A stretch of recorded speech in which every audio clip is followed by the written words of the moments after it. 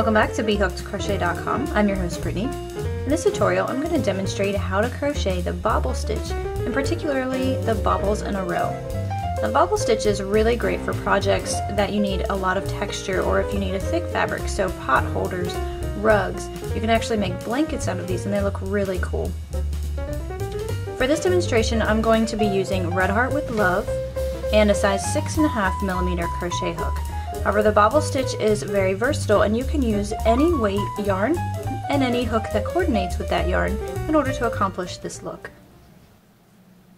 To begin the bobble stitch, we just need to start off with a slip knot. And for your foundation chain, we need to make it so that it's any odd number, and then we're just going to add one chain to that. So for this demonstration, I will chain 25, and then I'll add one chain to the end.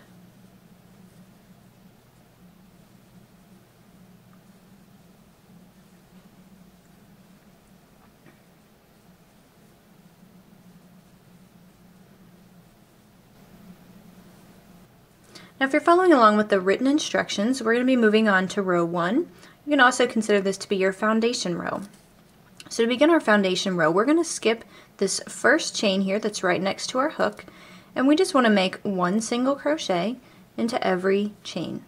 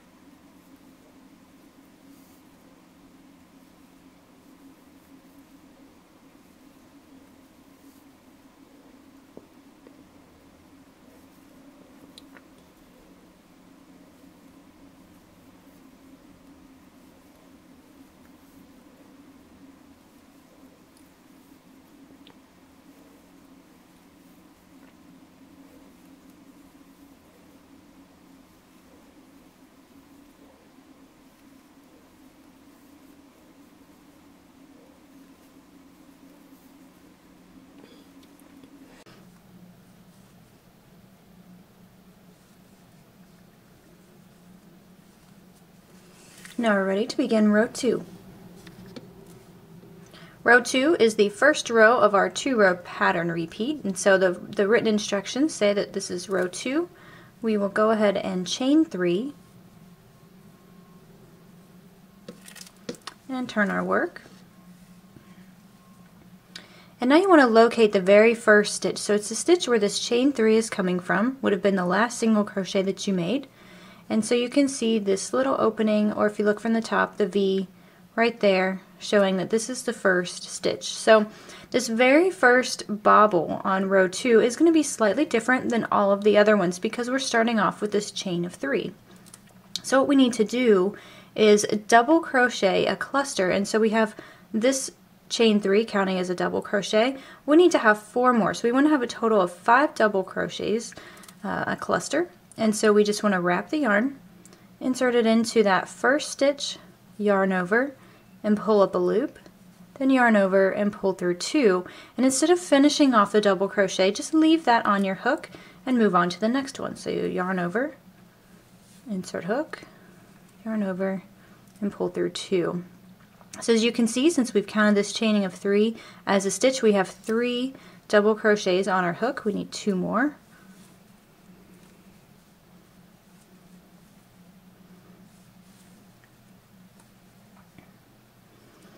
And now once you've got 5 loops on your hook for this first bobble only, then we'll yarn over and pull through all 5 of those loops. Now it's going to be a little bit different for the remaining bobbles. We're going to have an extra loop on our hook. And so what we want to do at this point now, we've got this cluster, but if you look on the other side, we don't really have that bobble, that really poofy sort of appearance. And so what we need to do to create that is single crochet into the next stitch. And by doing that, so we're using a shorter stitch, and it pulls that big cluster downward, kind of pokes it out on the other side. So when we're working the bobble stitches, it's going to be an even row number, and we're always going to be working on the wrong side. So that's important if you're going to be designing your own patterns using this particular stitch, is that the side that you're working on is not the side that's going to have the texture. So sometimes you have to account for that. Now moving on, we want to create another double crochet cluster into the very next stitch. And so we're doing this exactly the same. The only difference is we don't have that chain 3. And so we want to make 5 of these double crochets, and when you have a total of 6 loops on your hook, then we'll be ready to finish up.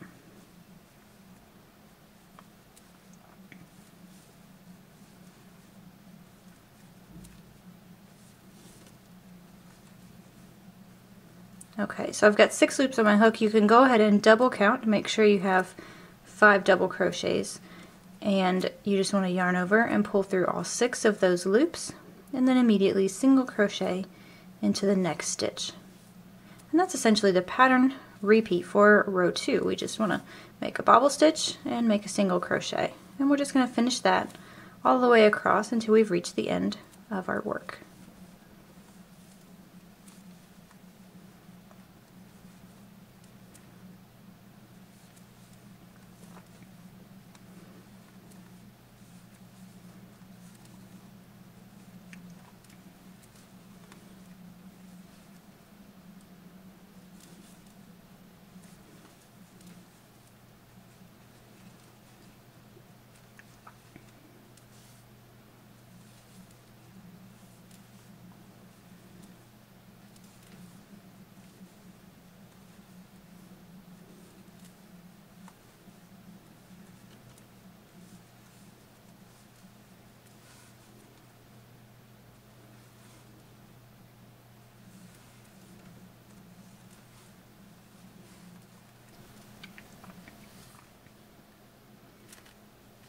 So if you did your foundation row correctly, you should end up with 1 stitch, so the very last stitch ending up being a bobble stitch.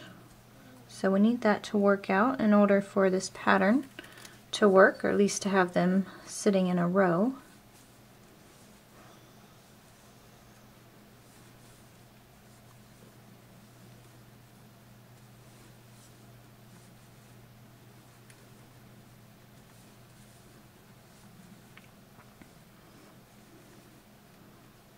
Okay, and so that finishes up row 2. Now we don't actually have a stitch to make a single crochet in like we did for all of the other ones, but the bobble actually maintains its shape pretty well. So we just want to continue on with row 3, so we want to chain 1. So row 3 is the second row in the pattern repeat, second and final row. So it's actually probably one of the more easiest. So you just want to single crochet into every stitch. And so the one thing you need to look out for is the stitches where you have your bobble. So as you can see, those stitches are longer, so there's a larger hole on the side. So sometimes it's easy to put 2 single crochets in one of those by mistake.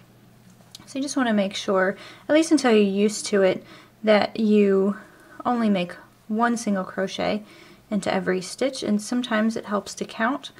And I assure you, if you mess this row up, you will figure it out on the next row, and you'll probably have to rip back. So if you don't have this number, the number of stitches, correct, then your bobbles will no longer sit on top of each other. They'll actually be in between one another. And that's a whole different pattern. I mean, a lot of times people will do that and it looks really cool. But for this particular pattern, we don't want that.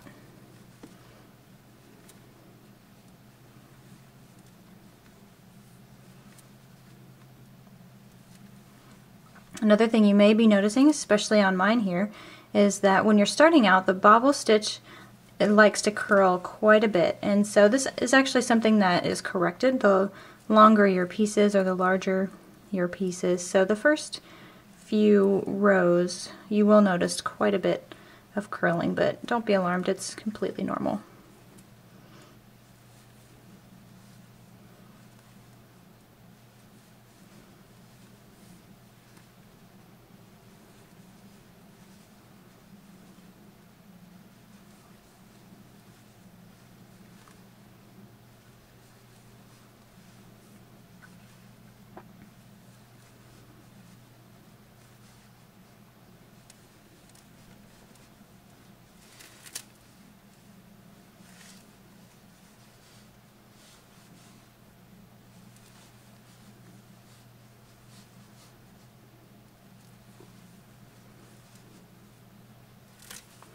So a lot of times what people will do is they'll alternate colors either by each bobble row, or maybe they'll go 2 rows and then change the color. So if this is the case, if you're working on a project where you want to change colors, at the end of your single crochet rows, after you've made your bobble and then this foundation that kind of sits in between, this will be the time to change your yarn. So you would just go ahead and bind off here, and then you would chain up 3 and continue on with the next bobble row as normal. So at this point we're just going to repeat rows 2 and 3 until your project is as long as it needs to be. So we'll go through row 2 one more time. So this is row 2 of the pattern repeat. It's actually row 4 in the written instructions if you're following along. And so we again just need to chain 3. We'll find that first stitch there, and that's where we're going to work our first bobble stitch.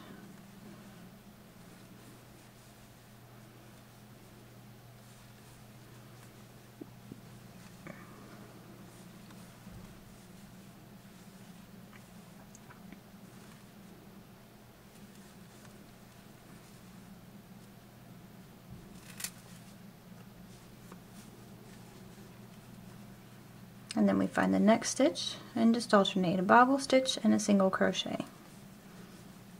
Something you might want to do is, especially when you're brand new to this pattern, just take a look at the front or the right side of your work every so often and make sure that your bobbles are in the proper place. That way you don't have to rip out and start over on this row or another row.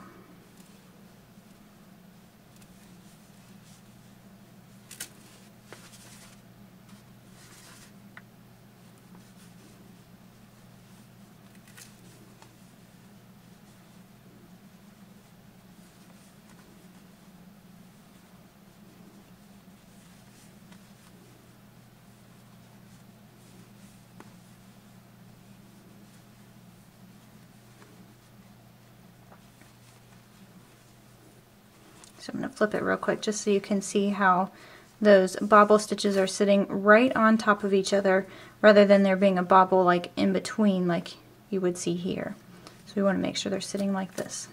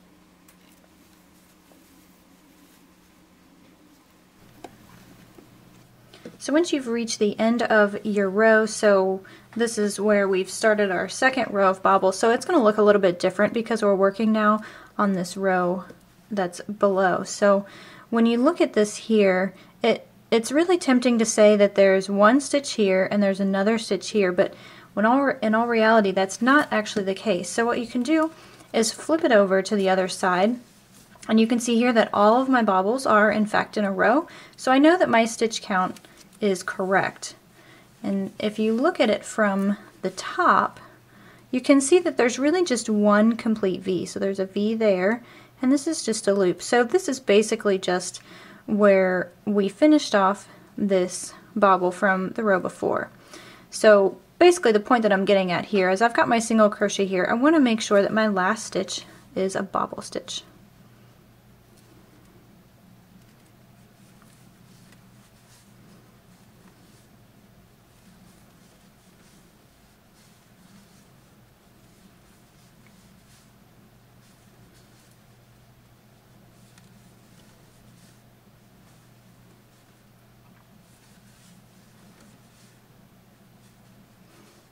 Okay, and so we'll finish off that bobble stitch. We'll run through the next row, so this is row 5 for this particular swatch.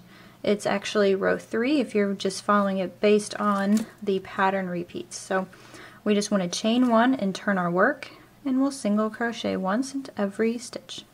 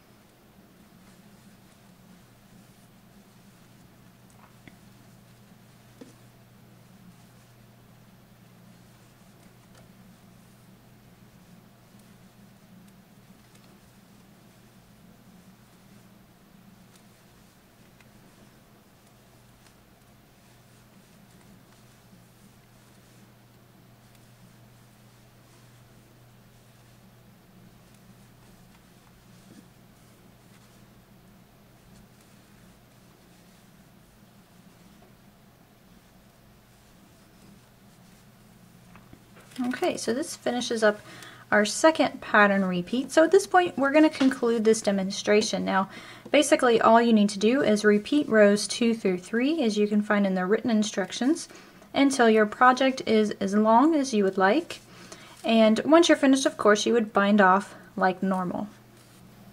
Please stay tuned for more free patterns and video tutorials including stitches just like this at BHookedCrochet.com.